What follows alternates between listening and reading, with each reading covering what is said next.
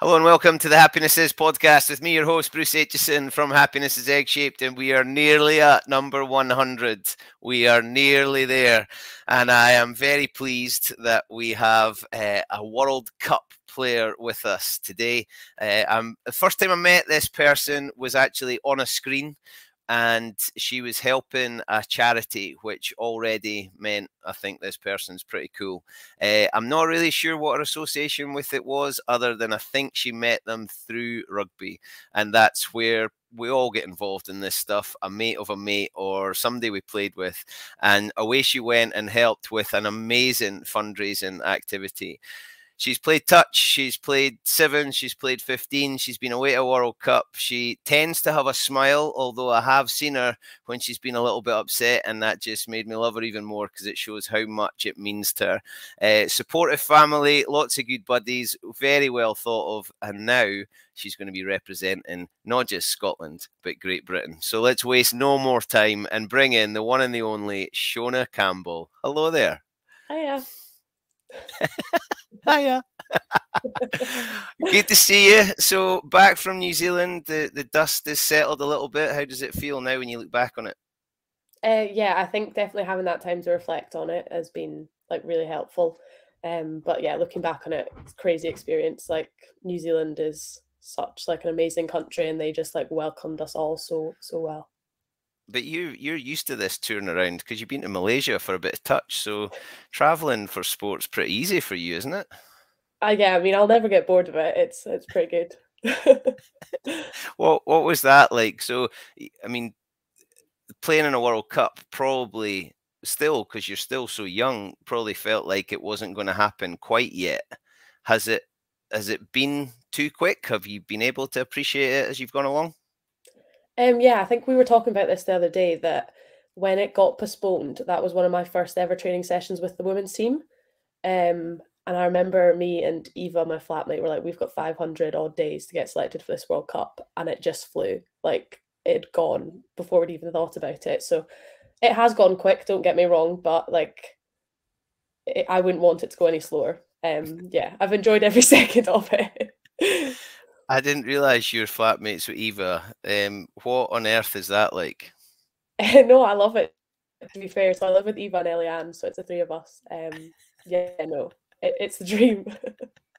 It's the dream. And what happens when you disappear for sevens? Do they look after things for you? Are you confident that when you come back, your room's going to be as you left it? Yeah, no, to be fair, they're very clean. I'd say I'm probably the messy one, so they're probably quite happy when I leave for quite a while.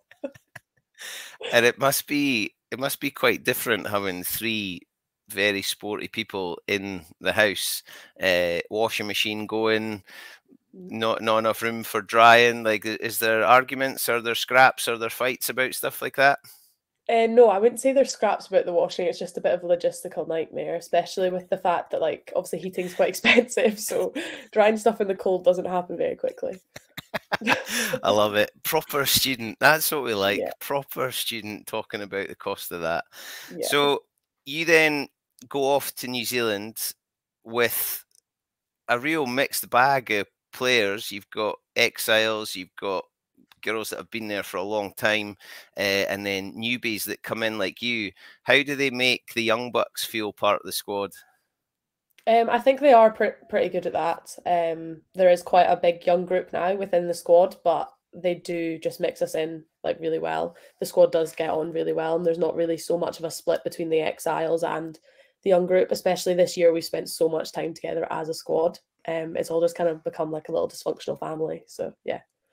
A little dysfunctional family that loves TikTok. Who gets your vote for the best TikToker? I'm gonna have to say Rona, just because she gets the best engagement. Yeah. See, I say Rona. My daughters are split. One's a big Rachel McLaughlin fan. Yeah. And one who's Maisie's favourite. I can't remember who Maisie's favourite is, but there's a bit of a split in Aitchison house about who the best TikToker is. Tell me how that works, right? Does somebody say, I'm doing a TikTok, who wants in, or is there a little TikTok clique, or how does that work? I would say it does kind of change a wee bit. So there's like the regulars that Rona will like ask to be part of TikToks because they know they'll always say yes. But when she's got like a big TikTok she needs to do, she does bribe people. So there's usually sweets on offer, but you gotta do what you gotta do. So You gotta do, you gotta do. Louise McMillan, that's who it is. Maisie's favourite's Louise McMillan. So there's a bit of competition. Is there a bit of competition? Is there a bit of, oh, I got this engagement, or I only got this? Is there a bit of teasing and ribbon going on? I think there is a wee bit, but it's all fun and games. Rach does put a lot of effort into her TikToks. I'll give her that. So like, yeah, I would say that she probably does put the most effort into content creation. So you're in New Zealand, but the squad had spent a lot of time together, and COVID being in that bubble meant that you couldn't see anybody else. And some of the games that you played, you had to be in camp and spending a lot of time together. That, I think, just makes you stronger. How did that help then when you're faced with the really narrow defeats that you had in New Zealand? Yeah, completely. Like we did spend a lot of time together. I think we understand how each other work a lot. Like it's not even just on the field, like off the field we understand who needs space, who needs picked up, who like wants to go do something else, take their mind off of things. And I think that is how you get through a World Cup. Like it's weeks and weeks with each other. And if you can't understand how to give each other space or how to pick each other up, then that's when you start seeing cracks within the squad. So yeah, no, all the girls are so good at like understanding each other and giving each other space if they need it. Did it help that you'd had that experience of going away and doing some touring with touch? Was that helpful when you go into a squad environment in the 15s game? Definitely. I think that did help me a lot, especially like coming into touch at quite a young age. Being in a squad with people of tons of different ages. Like I think the oldest was like 32. So like as a 17-year-old, like you do just need to learn that like people are at different stages in their lives, like understanding how to get along with people that you might not have so much in common with. So yeah, I think that was huge. Then coming into 15s, I'd obviously been in a setup where like at the end of the day you are all rugby players and age doesn't really matter once you're on the pitch. So I think yeah, that helped a lot. Why touch? So I'd had to, well, not have to step away from rugby, but kind of made the choice to step away from rugby when I was about 14. Just there wasn't really opportunities for me, and like at that point, my netball was like taking off, so like I couldn't do both. Um, and then my dad had a friend at work that played touch in Edinburgh, and she was like, "Oh, she should come along and play touch. Like it's not contact, she won't get injured. Like it's a perfect mix." So I went along to one under 18s touch trial and like I was hooked. I was like, this is for me 100%. You could play with boys. So like it was so much faster. The skill level was super high. And yeah, I got hooked very quickly. Are you a proper touch geek? Yeah, like I do miss playing it, but yeah, no, I was a complete nose when I did play. I can't lie. So this is the one that always cracks me up. When touch happens at just rugby training, the touch geeks can get really quite shirty about the whole thing, and people like me don't want that. Yeah. To put it politely. So how do you cope with that, or at your level are you not allowed to just play touch? Yeah, I very much dissociate that this is called touch, but it's not touch. Yeah, I've only played formal touch a few times, but I find it quite challenging. Probably because it takes me so long to get up to any sort of speed, and then so long to slow down again that I have gone Yeah. off the mark. And referee, there's no messing with touch referees. Have you Oh done no. any touch refereeing? I've never done it, but I have so much respect for them. Like it's not Proper an easy job. evil though. Like there's no grey area. There's no No. interpretation. It's just you are wrong and I am right, and I've got the whistle. Yes. Yeah, it's Yeah. black and white. Yeah. Yeah, that is funny. So you're playing touch, but netball. I mean, you were seriously climbing. When then do you make the decision? Well, actually, I'm going to go and chase an egg. So yeah, that wasn't really something that I saw coming, personally. Like netball had always been what I wanted to do from when I was tiny. Like playing for Scotland was like the dream for me. Um and I'd made my way through like the ranks, like under 21s, and then I was in like wider squads for the Thistles and things. Like it was going to plan. Um, but touch was kind of taking off at the same time, and I'd really started to get into that again. And I came back from the Touch World Cup, and I never thought it would have happened, but I genuinely just completely fell out of love with the sport. Like I remember sitting at like a trial for like the Thistles, and I was like, "This is the dream you've always wanted," and I was miserable. I was like, I didn't want to be there, and like the commitment that my mom and dad had like put into me to be there. Like they would drive me twice a week down to Glasgow, like 2 hours each way, and like never even complained once. Like they would just do it for me, and I think I found that quite hard. It was like I'm giving this up because I'm no longer enjoy it. I'm miserable, but like they've put so much into it. Um, so I think like yeah, completely just fell out of love with the sport, which was hard, but like now like obviously it's clearly been the right decision for me. But yeah, I just decided to go down a different path. I always thought I'd have to pick one or the other, but it kind of just happened for me. Do you like watching netball now? Yeah, no, like I still enjoy it as a sport, but it's not the sport for me, I don't think. And at any point did Claire Maxwell or Claire Nelson tap you on the shoulder and say, "What are you doing? You could be with us"? No, to be fair, like when I told them all that I was stepping away, like they were like the door's always open. So, but yeah, I think it's probably closed now. But yeah, That no, would like be cool, though. That would be cool to go back and play, having done what you've done and continue to do. Ah, do you know what? I'll just go back and pick up a couple in Scotland caps, maybe get myself a wee Commonwealth Games.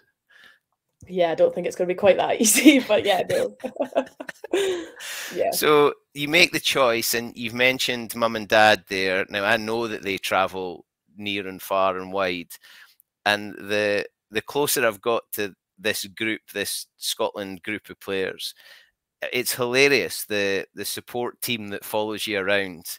Tomo's mum's there. The Lloyds are always there. There's just this big group that love to follow around. How important is that to the success of the group? I think it's huge. Like no matter where we are, we can always look up into the stands and there will be a Scotland flag somewhere. And especially when results necessarily don't go your way, like having that support network there is huge. Like obviously in New Zealand, my mom and dad came out, and just having them there like the first 2 weeks was huge for me. It was a huge support system. It's been a pretty average year for you, hasn't it? Yeah. You've not really done a huge amount this year. Commonwealth Games, World Cup, and I saw you after the Commie Games. What was that experience like, being in a multi-sport environment? Only the sevens players get that. What Yeah. was that like? Are the 15s players asking you what it's like? Are they intrigued by it? I mean, some of them were there to support. I saw them in the crowd. So again, we're back to that one almost big, no, what do you call them? Dysfunctional family. But it's Yeah. a pretty happy dysfunctional family. Yeah. 100%. I think commies was like a dream come true. It went so quickly, especially because we played at the beginning, so we weren't like in the village for too long. But You got kicked out playing, pretty quick, smart. yeah, I know. Day after, out you go. I was like, okay, no bother. Um, but yeah, like playing on that world stage and like in front of that many people is just like a dream come true, especially to do that with Scotland. Like it was amazing, and I literally loved every second of it.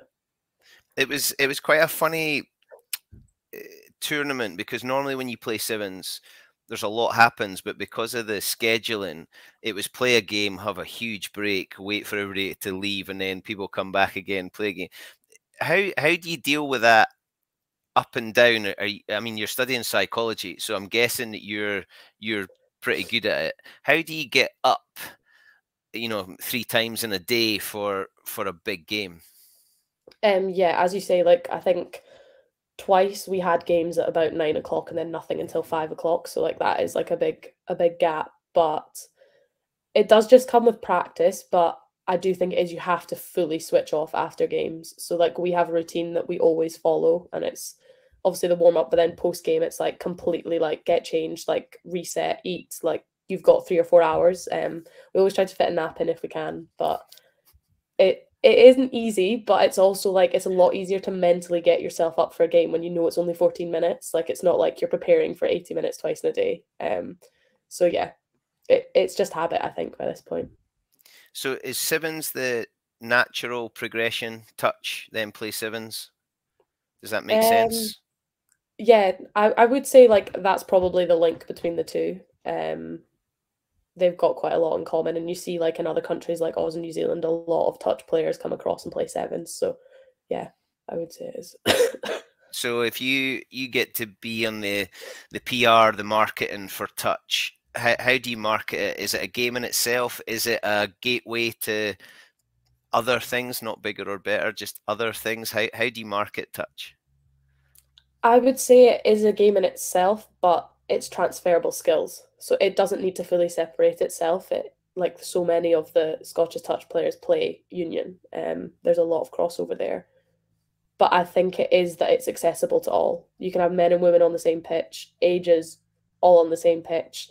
Like there's nothing that separates it, and that's what I love about it. Is it's like it's always so much fun, and it just tests your skills to a whole new level because there's no offloading in the contact. Like you have to get the ball away before that. It just puts all your basic skills under pressure, and I think as a development tool for kids coming through that want to play rugby at a high level, you can't really get much better than touch. Yeah, please don't offload the ball after the touch, or one of those referees will No, like penalty. yeah, you're in serious bother if you do it after the touch. But I mean, you then sevens, you say it's transferable, and all the passing and handling and evasion skills make sense, but the collisions in sevens and the ruck speed is crazy. How much do you love that bit of the game? Like I love defense, so I do enjoy it. I think it is a mindset though. Like obviously when I came across from touch, I was like, this is not about me. I was like, I'm gonna need to get my head around this. But now, yeah, like I love it. I think defending to get the ball back is like very much a mentality that we have. So yeah, I'd much rather tackle and turn the ball over than score try any day of the week. Really? Yeah, I would. No. I know. That is weird. I didn't realize that. You are quite weird. Yeah. And sevens, I mean, it's so exposing. You make a mistake, 7 points, done. Yeah. I'm back to this psychology again. You're tough. Like you're properly tough. You're hanging yourself out here. You're going to trials. You're Scottish netball. You're going to touch. You're making decisions that you don't know how they're going to turn out. Yeah. I reckon you've got decent resilience. How do you deal with those things as an individual or as a group where one slip at that level can be really costly? Yeah, I think it comes back to you have to be able to understand that you can only control what you can control. And if you prepare well enough, you can then go out on the weekend and you're fine. But if I personally know that I haven't done everything I possibly could have up until that point, especially when it comes to training, you're then going to go out and you're going to be like, what if I miss that tackle? What if I don't make that pass? But if you know that you've done the prep, you're not going to be like second thinking. And especially like in sevens, as you say, you make one mistake, like it is a try, but that's human error. You can't control for everything. It's about reframing, especially in sevens. Like you've got 14 minutes. That's 14 like chances to like win each minute. And if you see it as 14 minutes, that's super overwhelming. But if you're like, okay, missed one tackle, they scored, right, what can I do next? Then it's like a lot easier for me to process. And I think that's something that I definitely struggled with when I first came in. It was like just compounding errors, and then you just go inside yourself as a player. But being able to just like reset and go again, that's made so much easier when your teammates are like, it's not that deep. Like we'll all make errors here. Let's just go again. But I think that's huge for me. You're young in age, Yeah. but the way you're talking and the experiences you've had, do you feel like and the knowledge you've got, and you're talking psychology there, and you're talking methods to fix, not just airy fairy or next job, you know, you're properly outlining ways to improve or to deal with error. Are you able to speak in the group, or can you take leadership when you think it's your turn? I would say like I very much am happy to speak within the group just now. Like that's not something I'm too scared of, but leadership down the line, yeah, probably. I think just now the point that I'm at in my career, like I very much want to focus on me and get me in the best shape possible for the group. But down the line, I like hopefully it's a natural progression. And you're saying that almost leave no stone unturned. You stood me up on Saturday because you were going to the gym. Do you love training? Yeah, I think that's what like I love about sevens is like the training is so intense and you push yourself to the max like almost every single day. Like I love that. So you jump into 15s, and there's twice as many people there. There's not as much space. How do you adapt to that situation? It's very much like a different game in my head completely, like the role that you have. But I think it does develop across the sevens as well. Like the experience I've got from being with the 15s these past like 6 to 8 months, like I've learned so much about like off the ball work and like understanding the game from a tactical point of view. Like that's developed so much. That was something that like I didn't have at all. So it is completely different, but like it's all transferable, and space does appear every now and then in 15s. How do you deal with, and you do this in sevens, but you've had to do it in 15s. How do you deal, and what's the difference in psychology from starting the game to being an impact player off the bench? Yeah, so I would say starting the game you have to like bring some composure. You're not going crazy from the first second throwing a ball that doesn't need to be thrown. But I think when you come off the bench, it's like bringing clarity in messages. Like you don't want to come on and be hectic when they're all tired and their minds all over the place. You just need to come on with 2 or 3 clear messages and like do your role well. And then obviously when it comes to the end of the game, like if we're behind, it's like back yourself, like try create something out of nothing. Like there's no pressure on me to make an error when there's 2 minutes to go and we're losing anyway. So it's like why not try something? Um but I think especially in sevens, like if you're coming on with like 4 minutes to go, you just need to bring on clarity and make sure that you do your role correctly. Who do you look at in the groups that you've been involved with and think, I could be a little bit more like them? They're a great role model. Who do you look at? There's some pretty experienced players in the groups that you've been involved with, and especially in Scotland, because the pool at the moment is quite small. You've got players in the sevens as well as the 15s, so you're spending quite a lot of time with certain players. Who pick a couple maybe of players that you look at and think, yeah, they're setting the standards here. Yeah. I would say someone like that straight away comes to mind there is Rachel Malcolm. She's definitely someone that leads by example in every single session. Like she will push herself to the max. If there's something we're working on, like she's doing it every rep. Like she doesn't slack on anything. So I think she's been like a huge role model in that sense. Another person's probably Tomo, like from a knowledge point of view, when it comes to like skills, you can ask her anything and she'll give you the time of day and she'll try like help you out with anything as much as she can. I would say someone that from like a work ethic and mentality point of view that I've kind of like look up to is Meg Jones in the GB setup. She leaves no stone unturned. She is the most diligent athlete I have ever met in my life. And you see it in returns in the way that she plays. So yeah, I'd say they're probably the three that set the standards. That's cool. That's quite a mixed bag as well. You've got Captain Fantastic, you've got and a forward, so who knows what they actually do. And Yeah. then Tomo that you're spending time with in both groups, and then Meg Jones. I have to say, she is a class act. I met her at the Commie Games, and she was very nice to my daughter. She was really, really cool. Yeah. Just seems like a nice person.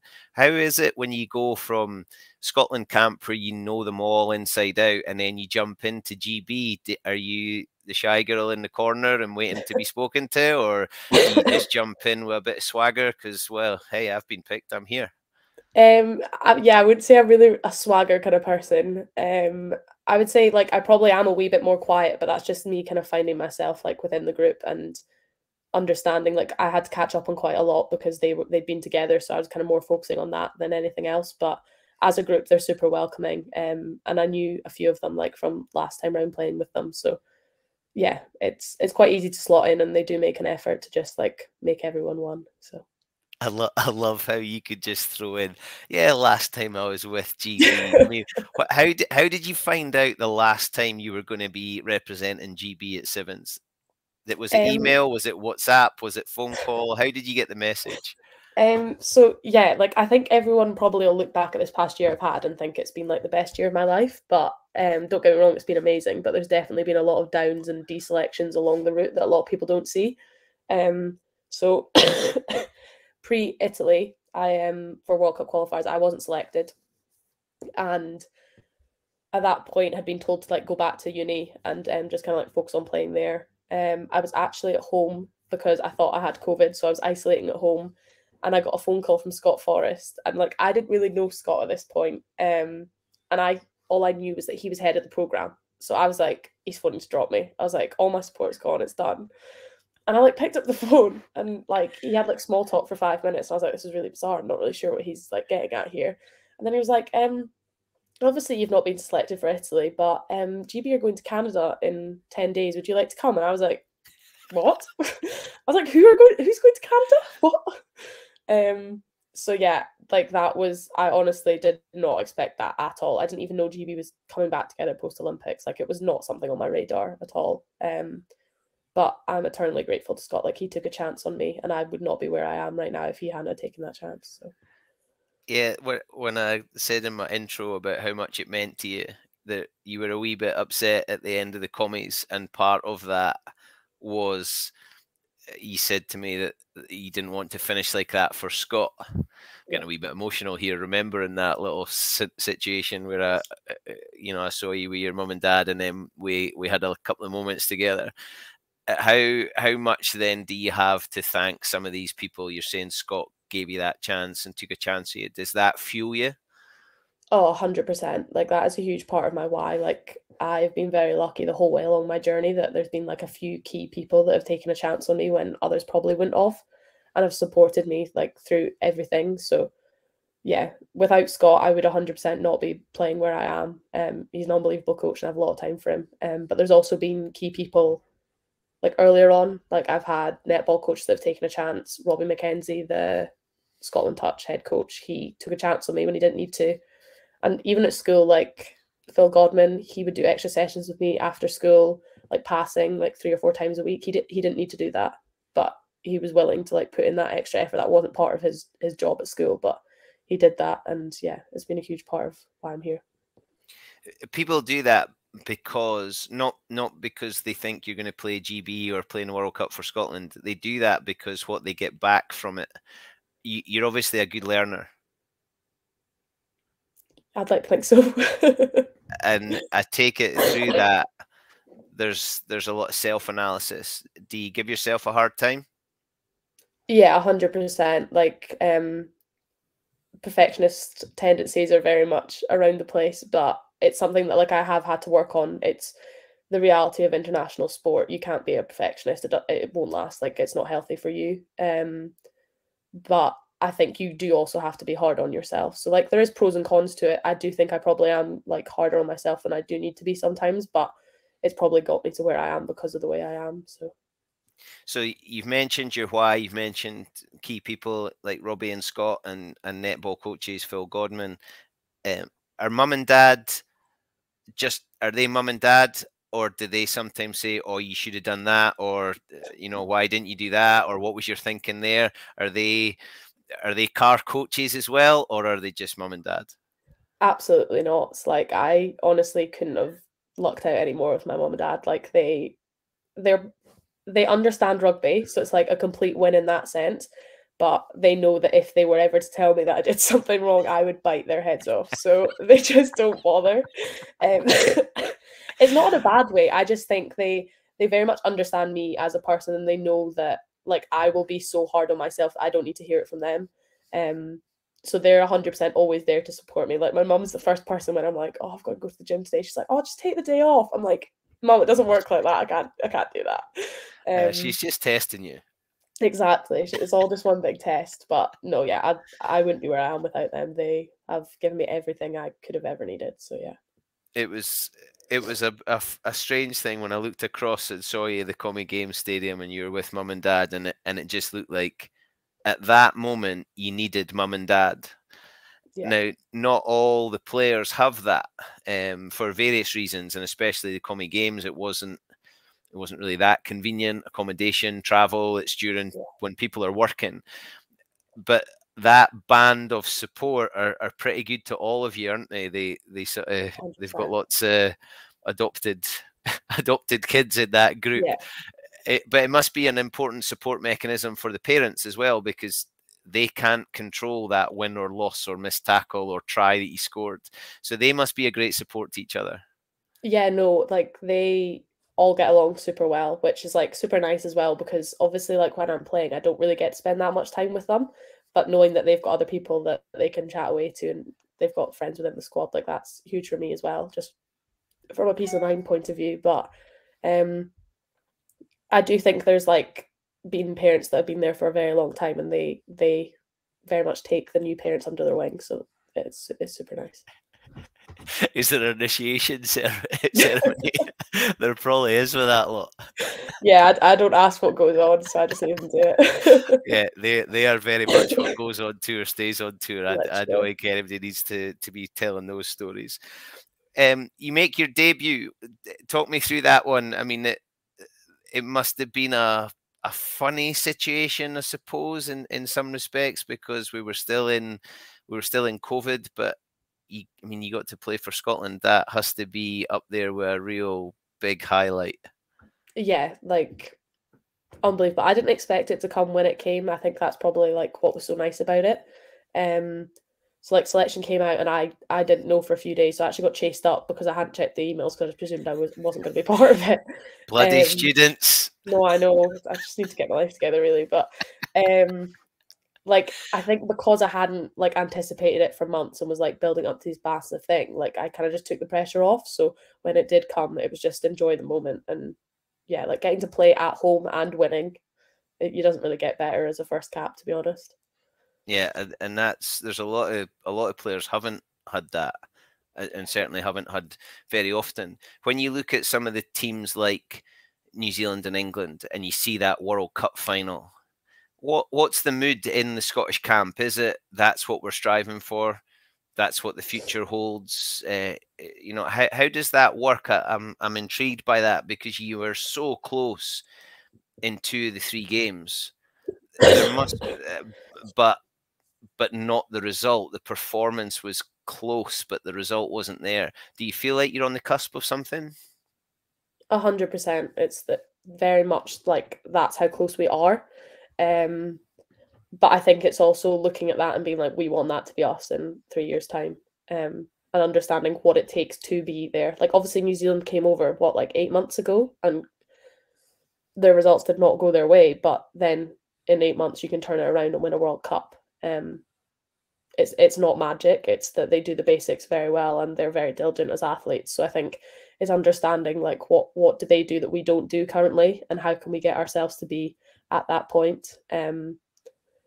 Like as you say, we were in the games, but it's how can we be in the games and get the results like that. I think that's the thing just now, which is super frustrating, because like as players we know that we've got it in us. It's just that we just need to get into the situation where the result does go our way sometimes. How much did you talk about as a squad? I mean, the reception you had in New Zealand, saw social media, spoken to quite a few of the squad since they've either got home or on WhatsApp while they're away touring the world, having the time of their lives, it looks like. Yeah. How much is the desire to get bums on seats for Six Nations, to up the standard here, to increase the player base? Is that things you talk about, or are you just trying to play really well? I would say it's something we're very much aware of. I wouldn't say we like actively talk about it, because it's not really something that we can directly influence at the time. But post World Cup, like having spoken to a few of the other players, it's like, how can we make that happen in Scotland? You see what England have done for the women's game. Like they've already sold 20,000 tickets for their England-France game, which is mad. But it's like, how can we replicate that up here? And how can we get that buzz about women's rugby? I think it is going in the right direction, but as you say, like if we start getting the results and we start winning, that's only going to improve the profile for the sport. So I think that's what we can do from our point of view, is try to inspire that next generation by showing them that you can be a Scotland women's player and you can get the wins. What was the atmosphere like when you were playing in New Zealand? Mental. Like, see, playing against New Zealand in New Zealand, I remember the bus coming in and like none of us, so we played up in Whangarei the week before. And like there was like quite a big crowd, but it wasn't anything crazy. The bus like came around the corner and there just like gasps on the bus, and everyone was like, "Oh no!" There's like so many people, and we were like, we did not expect this at all. But like, I love that. So I was like, let's go! Like it's so fun. But yeah, mental. The New Zealand crowds are crazy. So yeah, it was unbelievable. Did you get a chance, at a multi-sport event like the Commie Games, but I know accommodation in Birmingham wasn't the village that maybe people are thinking of in the Olympics. You were out at a uni halls with other teams, Yeah. but you go to the World Cup. Did you get a chance to socialise with the other players? Did the stuff you see on social media is in the changing rooms after the game? Is there time for that at a World Cup? So we did share a hotel with Japan and France for a few weeks. So we got to mingle with them. And obviously Dagi's over with Japan. But in terms of like post-match stuff, there wasn't really much just because it was game after game, so you kind of had to be out within a certain amount of time. But no, like we did get to chat to other teams and like mingle a wee bit, so it was like a perfect balance, I think. Was there people that you looked at and thought, they're at the top of their game, they're getting better? Because that's one of the other things.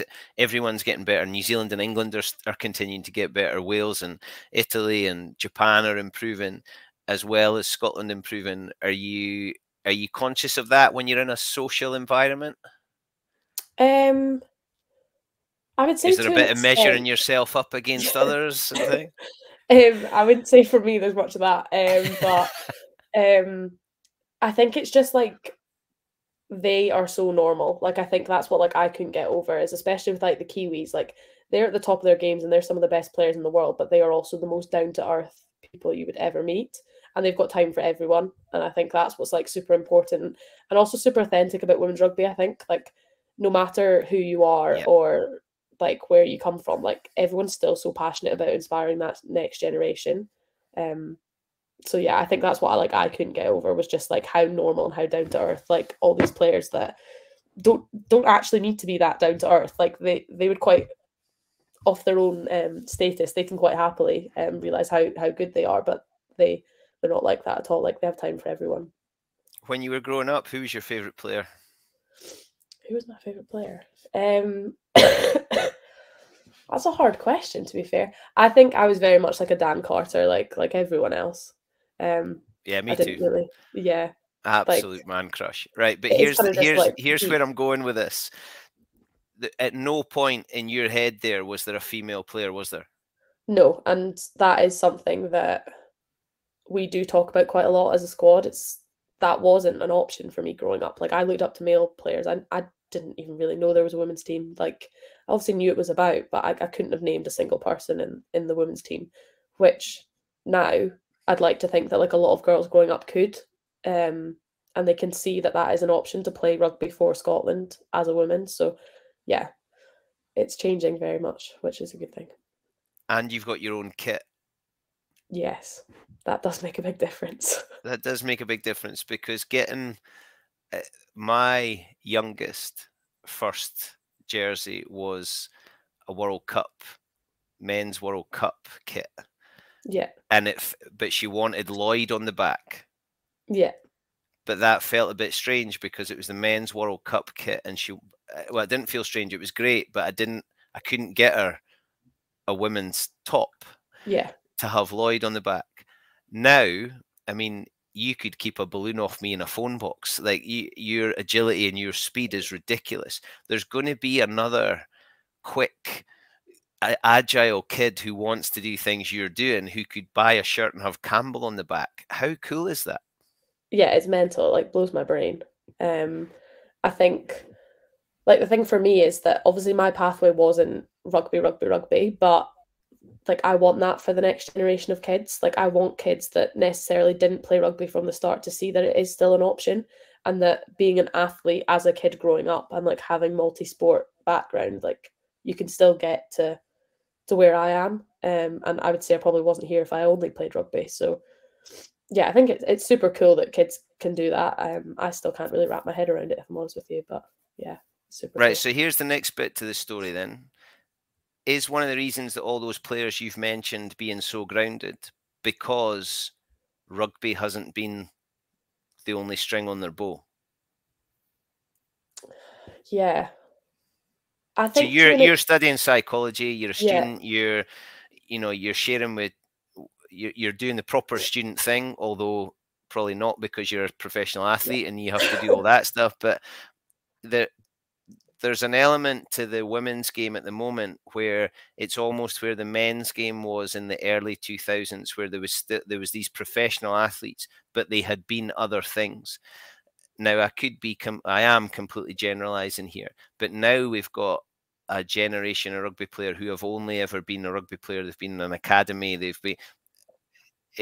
Can you see that maybe changing if young Shona from 14 knew she was going to be a rugby player? You would be a different beast, wouldn't you?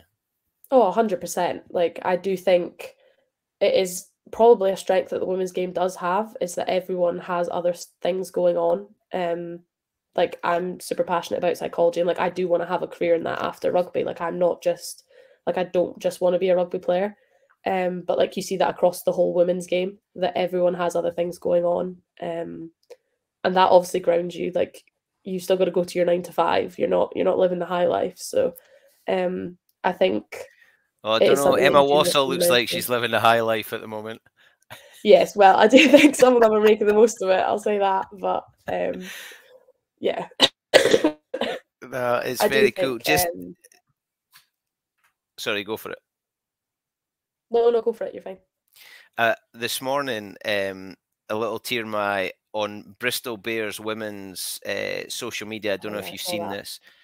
Lucy Yeah, Burgess, and she gets a bit teary because a kid's got her name on the back of the shirt.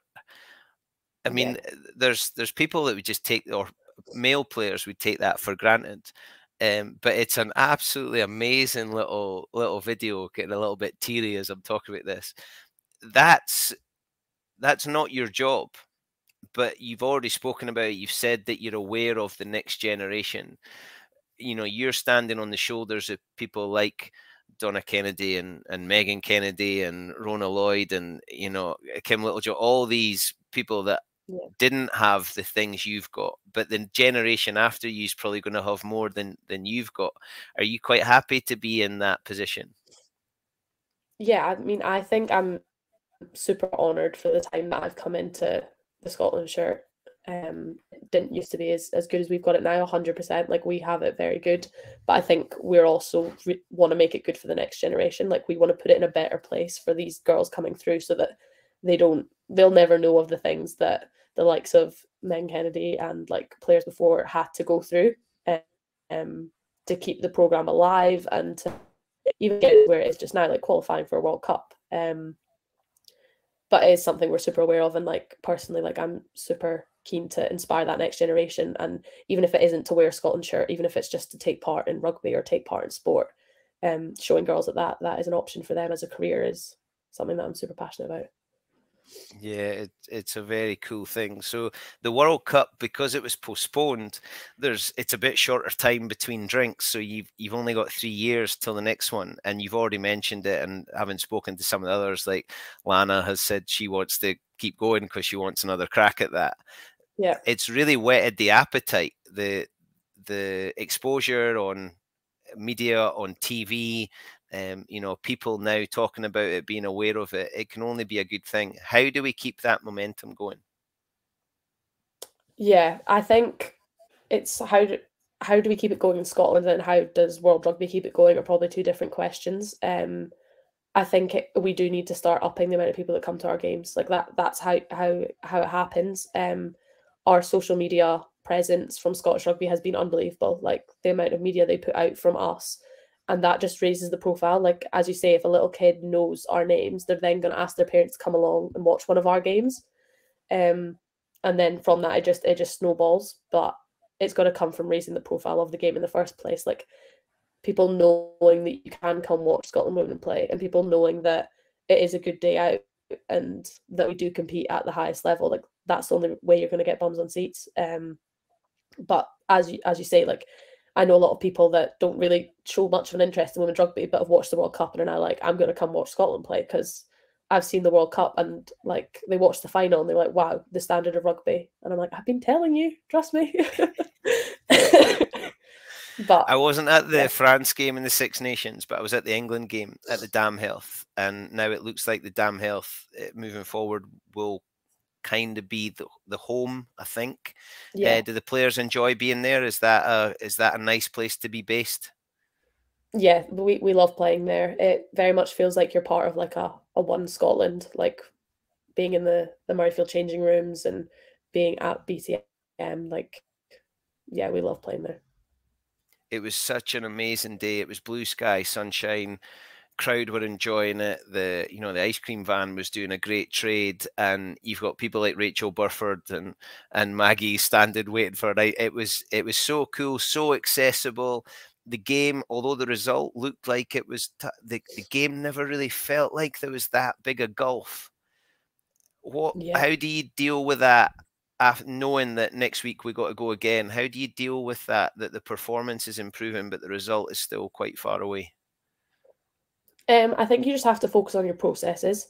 Like, if your processes are right, your outcomes will come. But if we're not getting our processes right as a team, then we can't expect to be competing at that top level. So I think it's just when we review games, we've got to say, did we create opportunities? Yes. Now we just need to finish them off. Because if we're not creating opportunities, then how do we go forward? So I think it is understanding the building blocks, but then also getting to a point where we can be like, we created the opportunities and we didn't convert them. Like, that's not good enough. So you got to start with the processes, but then once you do get to a certain point, you've then got to be able to finish them off.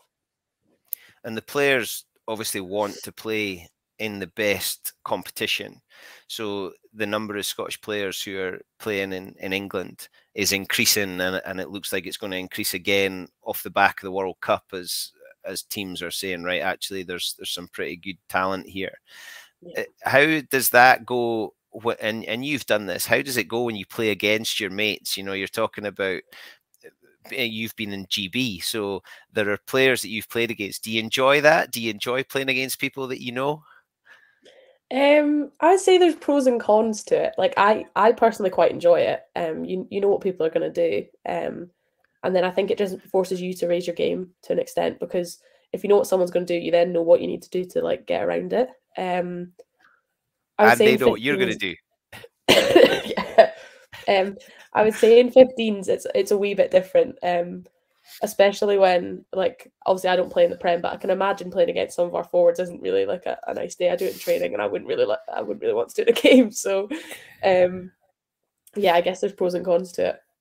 It's quite nice having some of them on your team rather than against you.